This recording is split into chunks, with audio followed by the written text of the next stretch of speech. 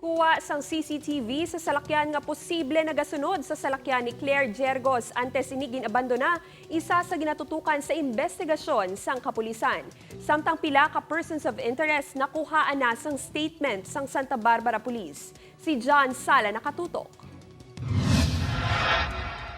Ini ang kuha sang CCTV alas 5:17 sang kaagahon sa bahin sang barangay Inangayan, Santa Barbara, Iloilo, pila ka minutos antes gin-abandonarang salakyan ni Claire Diergos sa nasambit man nga barangay.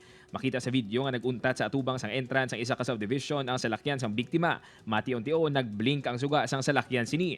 Pila ka minutos lang nga nagligad, naglakat na ang salakyan sang biktima apang may makaduluda nga salakyan nga nagasunod sa iya nga hinali lang nga nag-overtake. Pila lang ini sa malapit 15 ka mga CCTV videos nga ginapadalman sa karon sang Santa Barbara PNP nga posible konektado sa pagpatay kay Diergos.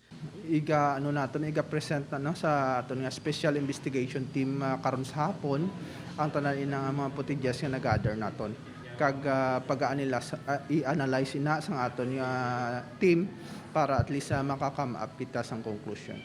Suno sa Amay sang biktima wala nagapautuwas ang iya bata sa ila apang sang damlag lang. Nakamuno ini nga may luyag kuno ini nga ireklamo.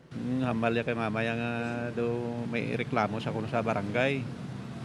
Amo man to nabatian ko. Tapos way naman. Hugot sa gyapon ang panindugan sang pamilya Diergos nga posible may kahilabtanan ng timbang sang ila bata nga si Rodelin sumbong sa krimen bangod maluwas sa 3 ka tuig sining nga bata. Ini ang ulihi nga nakaupod sang biktima gani ginkadismaya nila ang paghilway sa iya sang Santa Barbara Police. Sa timbang nga guro base kon na muna kay paano nabuksan ang gate, paano nabuksan ang main door. Kung imposible na yan, di ba? Apang suno ka Major Celoso, wala pa sila sang ebidensya nga makatudlo kay Sumbong. Magluwas kay Sumbong, nakuha naman sang affidavit sang kapulisan ang pila pa ka mga persons of interest.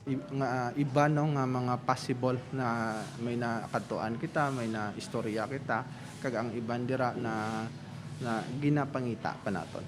Nagbulig naman ang IPPO sa Santa Barbara Police Investigasyon santo sa mando ni Police Regional Office 6 Director Brigadier General Rolando Miranda para sa mas madasig nga investigasyon.